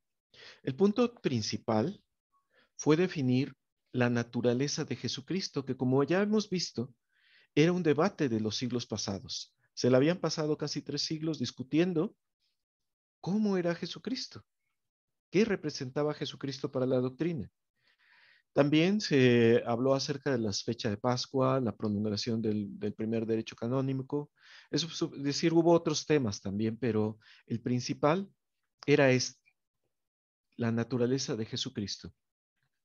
Y allí se presentaron 2 partidos contrincantes. El partido de Arrio. Arrio decía que Jesucristo había sido creado por Dios y que por lo tanto era inferior a Dios. De hecho, Arrio decía que Jesucristo no era un Dios. Atanasio, por otra parte, decía, no, pero es que Jesucristo es consustancial con Dios. Él es engendrado por Dios, ok, pero no creado por Dios. Y entonces, estos 2 partidos llegaron a tomar mucha fuerza durante el concilio. Había otras posturas. El modalismo decía que la Trinidad son 3 modos distintos en que el mismo Dios se comunica con el hombre. El triterismo decía que Dios está dividido en 3 dioses. Y el origenismo, que era defendido también por Eusebio de Cesarea, decía que Jesucristo es similar al Padre, pero no igual. Ustedes ven que tantas posturas, y había muchas más, estaban adoptando las personas en cuanto a Jesucristo. Tal como leímos que dijo el Elder Petersen, en el momento en que mueren los apóstoles, se pierde la doctrina original y se pierde el sentido de estas cosas. Estos partidos, el de Arrio y el de Atanasio, discutieron mucho durante el concilio de Nicea. Ahora bien, Constantino era el presidente de este concilio. Él ni siquiera estaba bautizado cristiano, ni siquiera creía en Jesucristo. Pero había ejercido su autoridad civil para resolver los asuntos de la iglesia en África, en otros lugares, y por esa autoridad civil, él se le consideraba, y por la libertad que había dado a la iglesia, se la cobró presidiendo los concilios de la iglesia y tomando las decisiones correspondientes. Así que Constantino favoreció a Atanasio, pero después favorecía a Arrio. Dudaba entre una cosa y otra. El concilio finalmente llegó a una posición en cuanto a lo que había que creer sobre Jesucristo. ¿Y nos ayudas tú misma, Mari, a leer este texto? Sí. Ese es el credo de Nicea. Ajá. Creemos en un solo Dios, Padre Todopoderoso, Creador de todas las cosas visibles e invisibles, y en un solo Señor Jesucristo, el Hijo de Dios, unigénito nacido del Padre, es decir, de la sustancia del Padre, Dios de Dios, luz de luz, Dios verdadero de Dios verdadero, engendrado, no creado, de la misma naturaleza que el Padre, por quien todo fue hecho, tanto lo que hay en el cielo como en la tierra, que por nosotros los hombres y por nuestra salvación bajó y se encarnó, se hizo hombre, padeció y resucitó al tercer día, y subió a los cielos, vendrá a juzgar a vivos y muertos, y en el Espíritu Santo. Y a los que dicen, hubo un tiempo en que no existió y antes de ser engendrado no existió, y fue hecho de la nada o de otra hipóstasis o naturaleza, pretendiendo que el Hijo de Dios es creado y sujeto de cambio y alteración, a estos los anatematiza la Iglesia Católica. Ok, gracias. ¿Este texto se les hace familiar? Sí, es lo que dicen, la mayoría, ¿no? La mayoría del texto es lo que dicen en la misa católica. Muy bien. Esto es precisamente lo que la Iglesia Católica cree, es lo que se encuentra en las puertas de sus iglesias y es también, curiosamente, lo que los protestantes creen, porque los protestantes heredaron este credo de la Iglesia Católica. Fíjense que al final del texto habla de esa iglesia. Este es el primer texto en el cual de manera formal se menciona a la Iglesia Católica, ¿sí? Antes de eso, el término había estado revoloteando por ahí. Se menciona en otros documentos, pero este ya es un documento oficial en el cual la Iglesia se llama a sí misma católica. Y de esa manera inicia ya la identidad plena de la Iglesia Católica. Antes se le llamaba así nada más por ser una iglesia universal. Ahora se le identifica con la iglesia que está surgiendo con Constantino. Y una cosa que llama la atención y que es importante es que dice que esto es la forma como tú tienes que creer en Jesucristo. Pero si no crees en esto, entonces eres un anatema. Ya se te está condenando por parte de la iglesia. Y es el texto que después sufre otras variaciones. Todavía en 381 se le da otra forma. No lo voy a plasmar aquí porque es un poco más largo, pero con el nombre de credo niceno constantinopolitano. Parece trabalenguas. Y ese es el mismo en el que cree tanto la Iglesia Católica como la Ortodoxa, como la Anglicana, como la mayoría de las iglesias protestantes.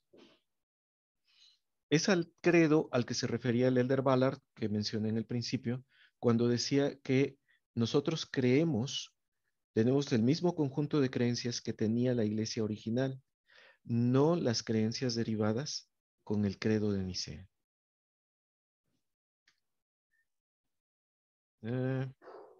Aquí está. Pero además, la iglesia, antes una iglesia perseguida, ahora es una iglesia perseguidora. En esta tabla puse algunas de las acciones que sucedieron en los siguientes años y apenas 2 años después de que se da el edicto de Milán, 2 años después de que se legaliza la iglesia, comienza a perseguir a los paganos. En un concilio que se llama el Concilio de Atzia, hay una denuncia al culto de Artemisa y esta da lugar a que se inicie una persecución. Yo no sé por qué el ser humano tiene esta tendencia de que cuando ha sido víctima y se le da libertad, tiende a victimizar. Pero vean la cercanía de las fechas y se van a dar cuenta que se trata de una especie de agenda. Hay una creciente progresiva. Si quieren asistir a la primera quema de libros, vean en el año 324. Se queman las obras del filósofo Porfirio porque él hizo una obra una obra apologética en la cual combatía al cristianismo. Y entonces, como tenía una opinión diferente a la religión aprobada por Constantino, había que quemar sus libros. Y de esa manera se fueron destruyendo ídolos, templos, hubo robo de bienes y miles de cristianos entre el año 315 y el siglo VI fueron asesinados. Hasta el año 380 fue con el edicto de Tesalónica, que es el tercero de los 3 concilios que mencioné, de los 3 edictos que mencioné antes, fue que el cristianismo se tornó oficialmente en la religión de Estado del Imperio Romano. Bueno, aquí hay otra cita interesante y ya es una de las últimas. ¿Quién me puede ayudar a leerla? Otra persona diferente. Gracias, Mari. Yo la leo. Muy bien. Dice, el surgimiento de los arzobispos.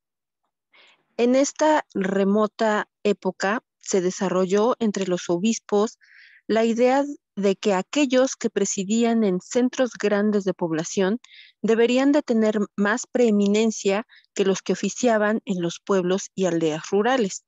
De esto nació la práctica de que los obispos en áreas metropolitanas asumieran la dirección de los obispos de los pueblos y aldeas, y esto cambió la anterior igualdad que había existido entre los obispos al principio. Además, cuando se organizaban nuevas congregaciones en los suburbios de estos centros de población, los obispos metropolitanos nombraban a los que habían de presidir allí. Con el tiempo, estos fueron conocidos como obispos de los suburbios y del campo. Muy bien.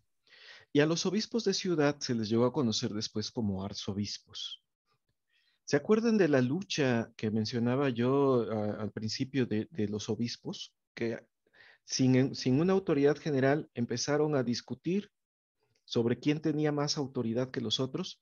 Todavía vemos que en el siglo VI se encontraba esa disputa vigente y se resuelve dándole prioridad a los obispos de las ciudades sobre los obispos de los campos. Esa disputa, la solución a esa disputa, sería solo un asunto más si no fuera porque creció hasta el punto de dividir a la iglesia. Es cuando hablamos de un cisma en la iglesia. ¿Quién nos ayuda a leer esto siguiente?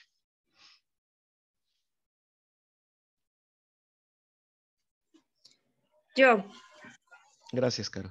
El surgimiento de la Iglesia Ortodoxa. Subsiguientemente se desarrolló mucha rivalidad entre los obispos metropolitanos hasta que al fin solo permanecieron dos contendientes, el obispo de Roma y el de Constantinopla.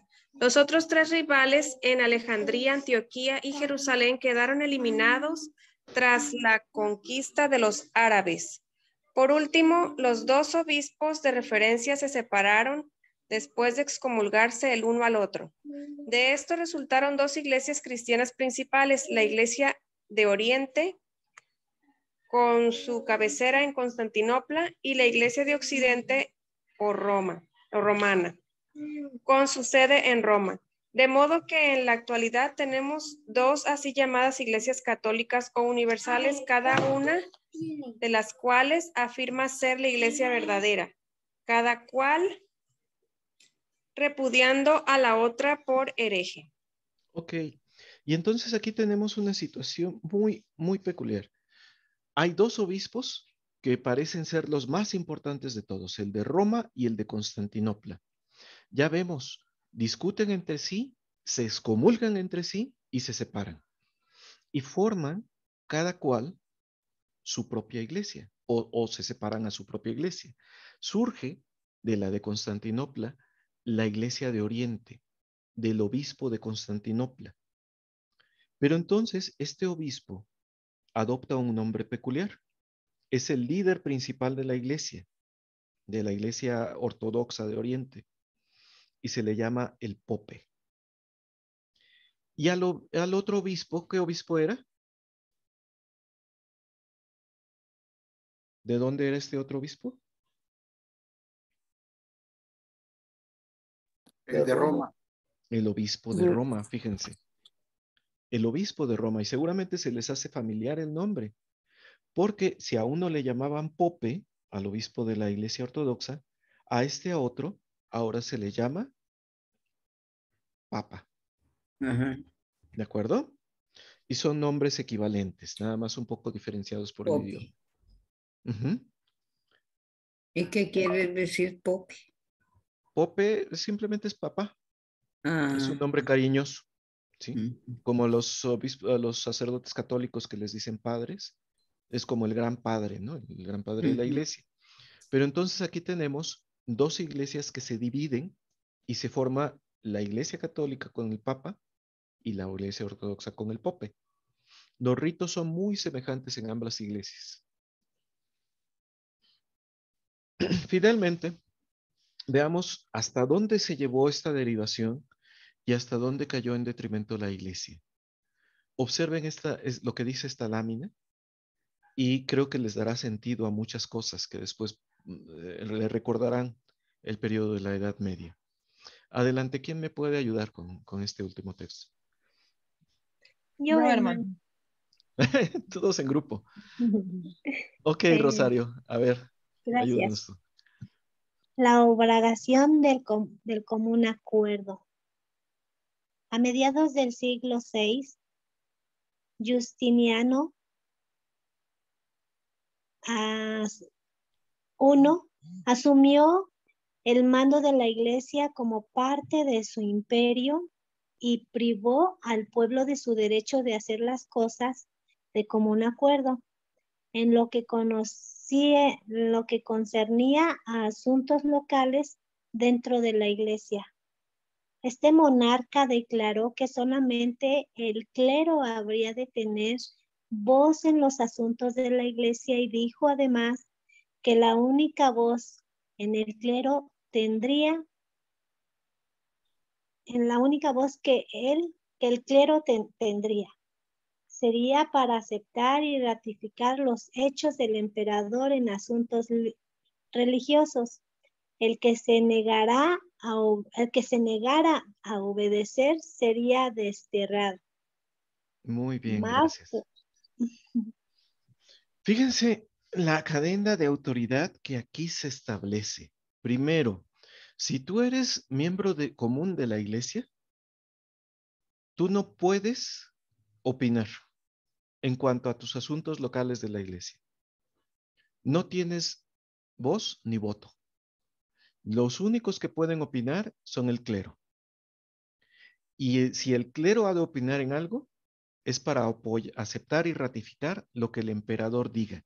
Entonces la cadena de autoridad deja de ser para con Jesucristo. Es una cadena en donde quien gobierna la iglesia es el emperador. Esto ya había sucedido desde que Constantino estableció el presidente. Constantino presidió el concilio de Nicea por medio de su autoridad civil, no de su autoridad religiosa. Él ni siquiera estaba bautizado. También los demás emperadores comenzaron a tomar decisiones en cuanto a la iglesia. Convocaron ellos mismos los concilios. Saúl Romero me comentaba que los primeros 8 fueron convocados de esta manera para poder ratificar las decisiones que el emperador tomaba.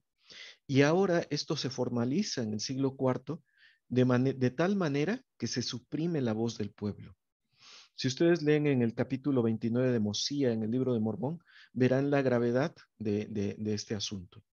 Se acalló totalmente la voz de la mayoría del pueblo. Muy bien. Creo que esta es la última lámina, la leo yo para que tengan su momento. En la segunda de las 2 etapas ya especificadas, esta cita es de Talmash, nos enfrentamos a condiciones de mucha mayor importancia que las que acompañan a la secesión individual de la iglesia, porque aquí encontramos a la iglesia hundiéndose al nivel degradado de una institución humana, con un plan de organización y modo de operación ajeno a la constitución del original, sin sacerdocio o autoridad para oficiar en las ordenanzas espirituales y desprovista de los dones y gracias con que el Salvador dotó a su iglesia en el momento de su establecimiento. En resumen, encontramos a la iglesia misma apóstata, jactándose del poder temporal, haciendo sus propias leyes, enseñando sus propios dogmas, conservando solo una forma de piedad, mientras niega el poder de la misma. Este es el estado en que encontramos ya la iglesia en el siglo VI, en el siglo VII, en donde comienzan las guerras entre cristianos y musulmanes, las famosas cruzadas, en donde poco después comienzan también las persecuciones a quienes no pensaran como ellos. Bueno, las persecuciones ya habían empezado, pero especialmente a aquellos que trataron de proponer las cosas de otra manera, la reforma. Y entonces empiezan ya persecuciones mucho mayores. Bueno, hasta aquí la exposición. Este es el material que tenía para compartir con ustedes. Veo muchas manos levantadas, veo mucho interés y me gustaría que bueno, ya no tiene interés que limpiemos la pantalla. Gracias, Ani. Ok, ¿Algún comentario? ¿Alguna pregunta o comentario que quieran hacer? Yo, Merengues. Adelante, hermano. ¿Quién habla? Gerardo. Ok, ándele, Gerardo. Bueno, pues debemos entender que la famosa apostasía pues se dio paulatinamente. Incluso hay algunas iglesias que en esos primeros siglos y después todavía bautizaban por inmersión. Hay unos frescos ahí en algunas iglesias de Europa, se puede ver en internet, donde meten a la persona en agua para bautizarla por inmersión. Poco a poco pues, se fue dando este fenómeno. Y hablando de Constantino, prácticamente fue un hombre político con visión. En ocasiones pensamos de que pues, a él le interesaba el cristianismo, de ninguna manera le interesaba su imperio y vio que el cristianismo se estaba extendiendo por todo el imperio. Y yo quiero hablar más que nada de las cosas positivas, ¿no? Qué bueno que hubo una apostasía. Creo que a veces se ha hablado de una forma muy negativa del famoso credo de Nicea. Yo fui criado en el catolicismo, me aprendí el credo y me aprendí un catecismo que se llama el Catecismo de Padre Ripalda, hice la primera comunión. Era yo un católico activo, toda mi familia ha sido católica. Sin embargo, no todo está en apostasía en el credo de Nicea, porque aquí habla de que Jesucristo murió, resucitó al tercer día, que vendrá de nuevo a juzgar, etcétera, etcétera. Correcto. Yo creo que no hay que satanizarlo todo, que el credo de Nicea tiene verdades. Incluso la Iglesia Católica tiene principios y ordenanzas.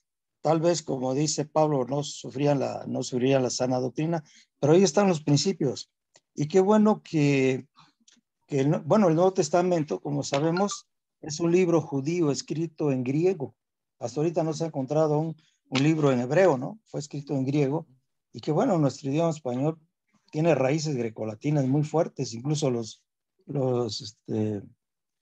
oficios, ¿no? El sacerdocio, presbítero y todo eso, vienen de raíces grecolatinas.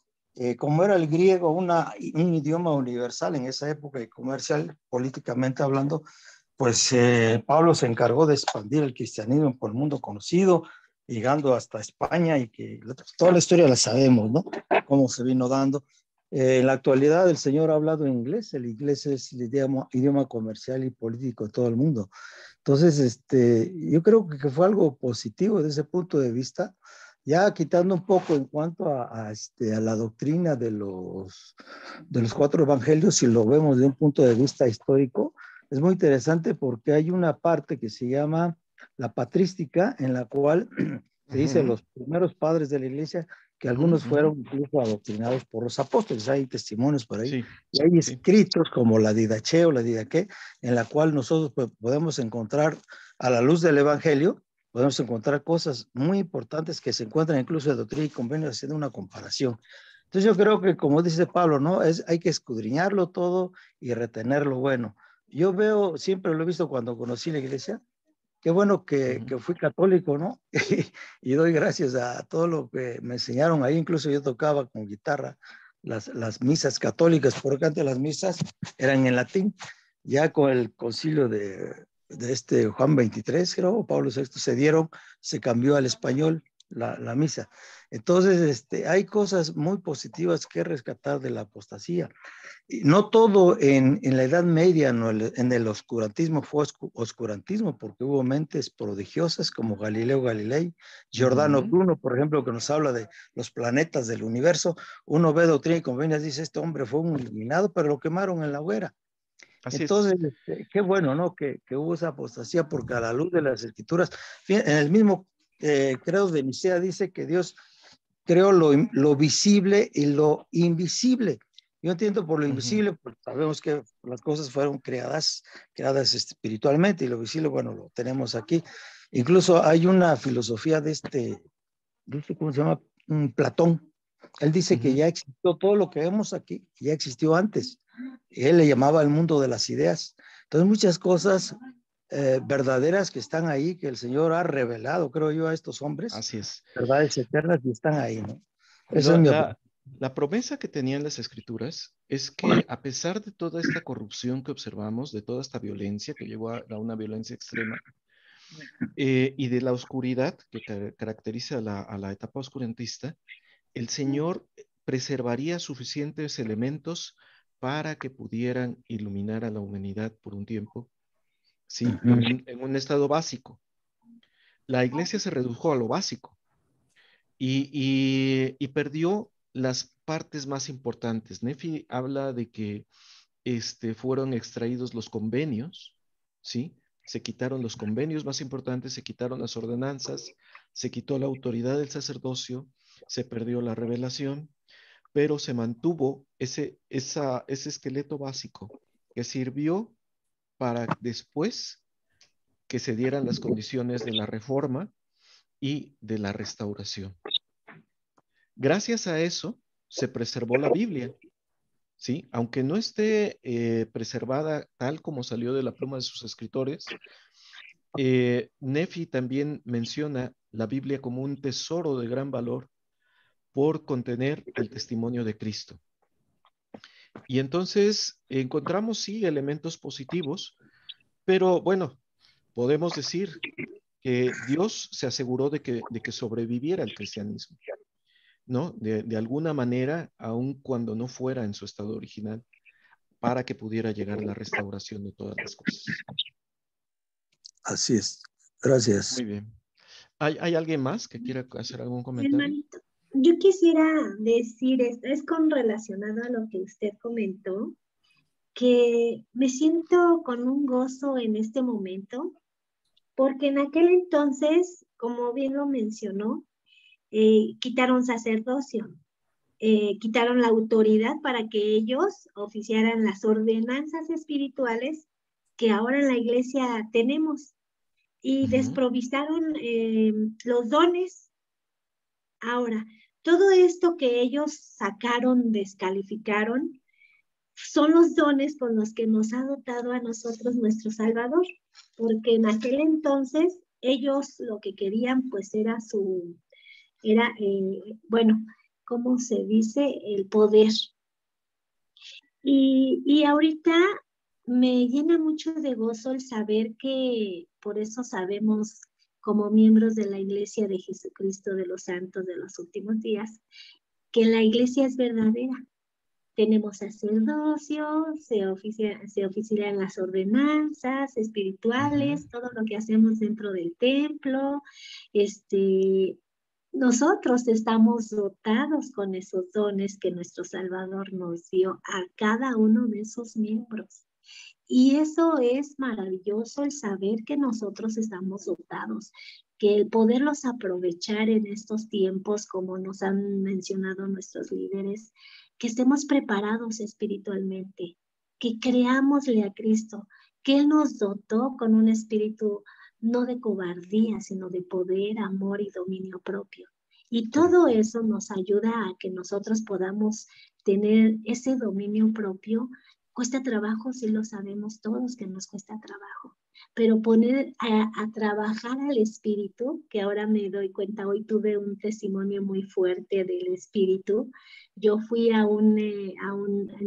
por mi trabajo fui a ver a un cliente en un lugar donde yo no recordaba bien cómo llegar, y yo le decía a mi Padre Celestial: Señor, dejo que tu espíritu me enseñe.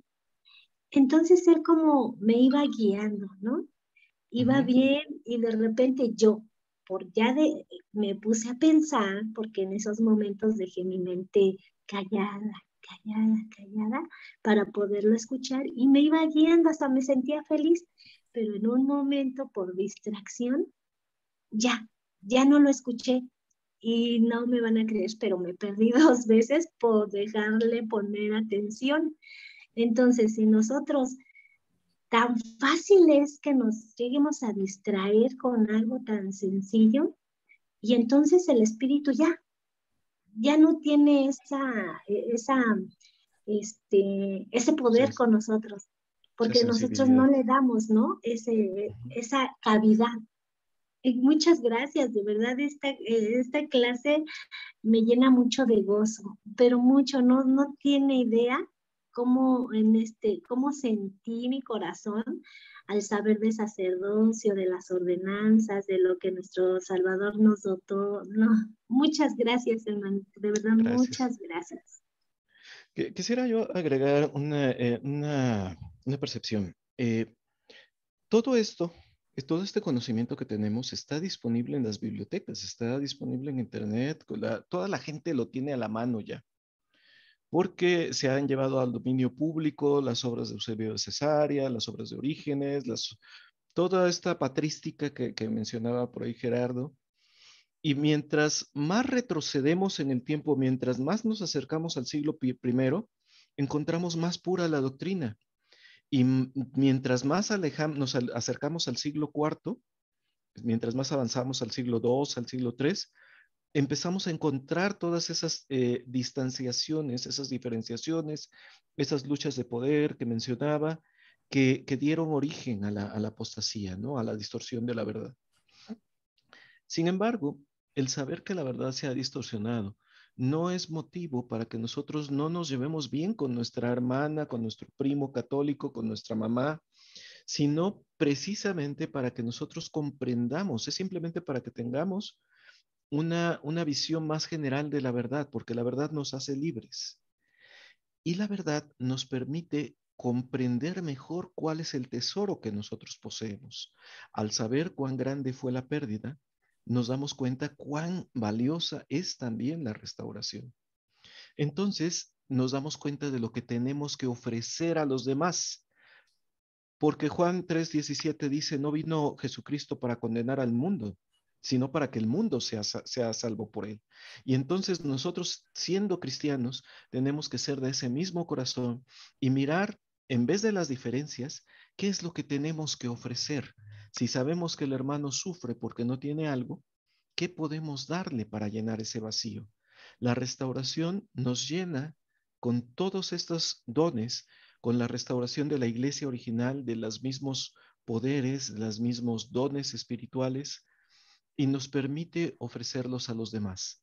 El miedo que nosotros debemos ahora de temer es el contagiarnos de una enfermedad que a veces existe entre nosotros.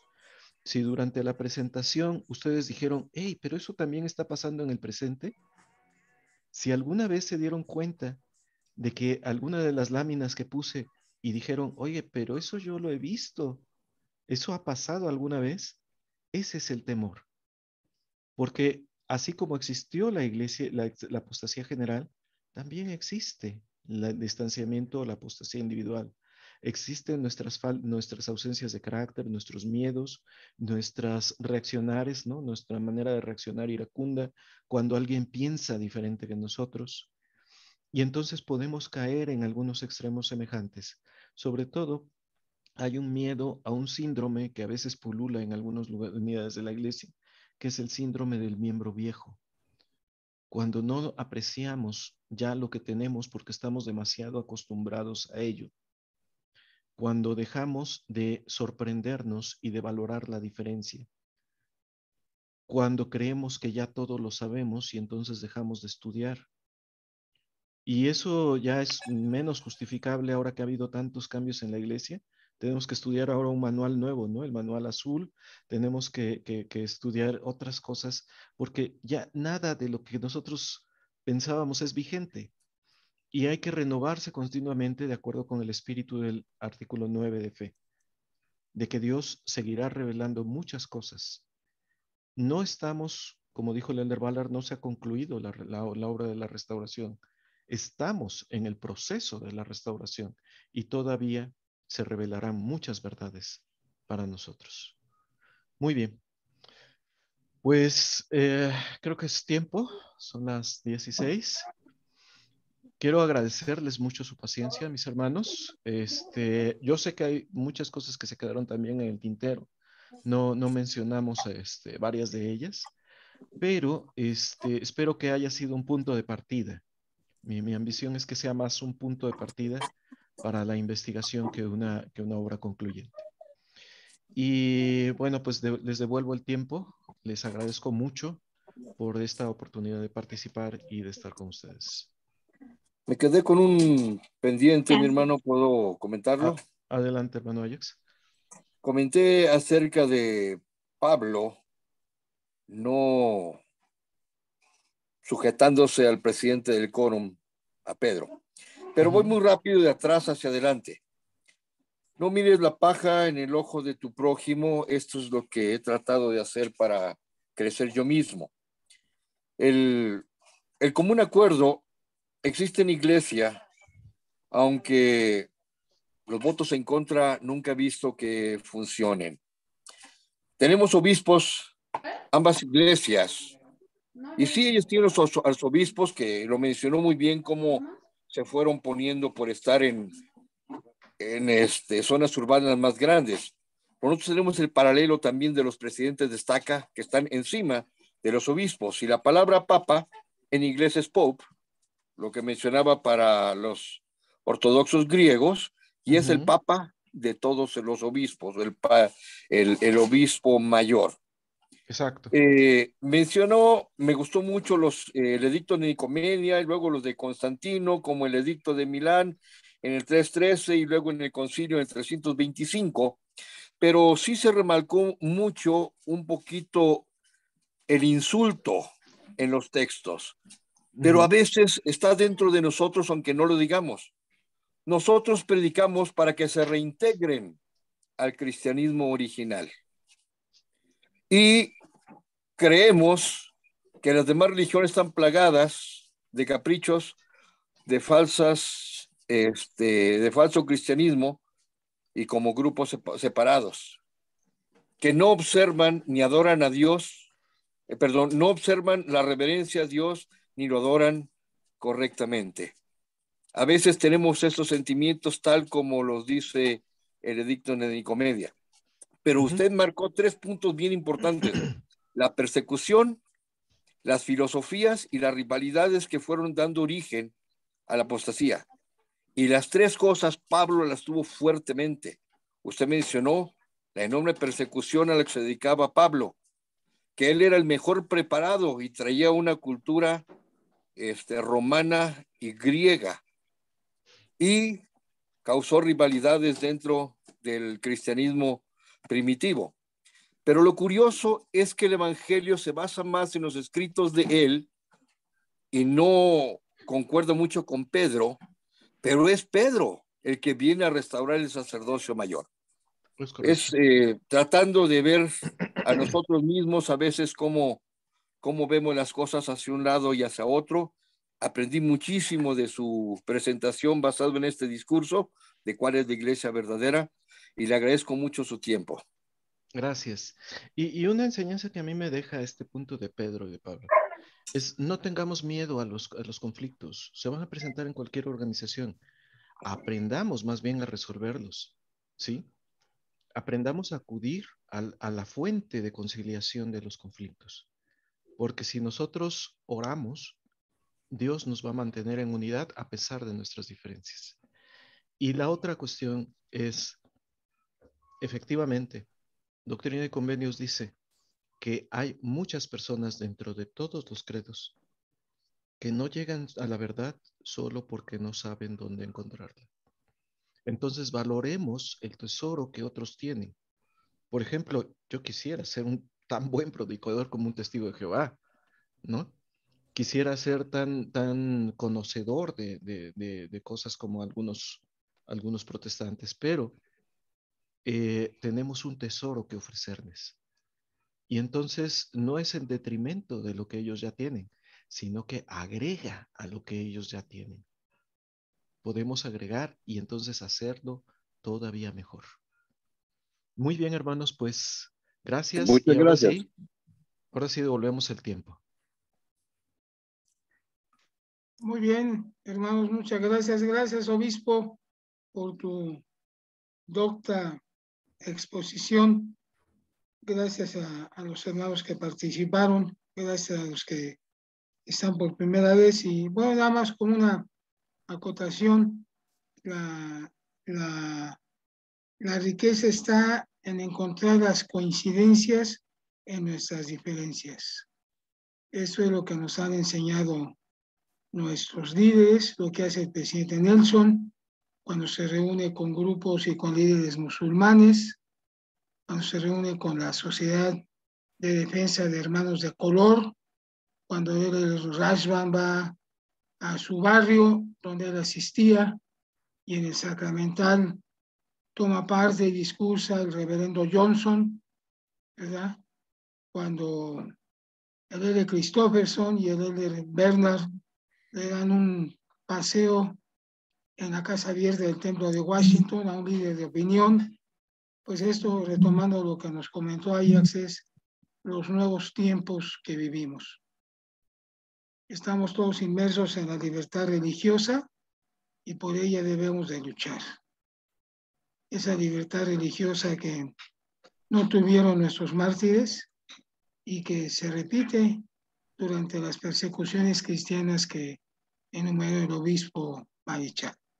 Bien, vamos a terminar, hermanos. Vamos a, no sé si esté asignada ya la última oración. Yatsi, no sé si ya se conectó Yatsi. Vamos a pedirle por favor al hermano Arturo Osnaya que nos pueda ofrecer la última oración, y no se desconecten, hermanos, para que les dé un anuncio importante para el próximo miércoles. Adelante, hermano Osnaya. Gracias. Nuestro Padre Celestial, en esta noche te agradecemos, Señor, por hijos tuyos reunidos en esta reunión virtual. Agradecemos la oportunidad que nos das de aprender más acerca de estas cosas históricas. Gracias, Padre, porque tenemos hermanos que nos apoyan, que nos ayudan, que nos instruyen a través de este conocimiento y es para nuestro bien. Gracias, Padre, porque pertenecemos a esta iglesia verdadera. Gracias también por conocer el Evangelio y gracias también por la restauración que tenemos. Gracias por todo, Padre, por las bendiciones. Te pedimos ahora que en esta noche podamos descansar, que el día de mañana podamos levantarnos, ver la luz del día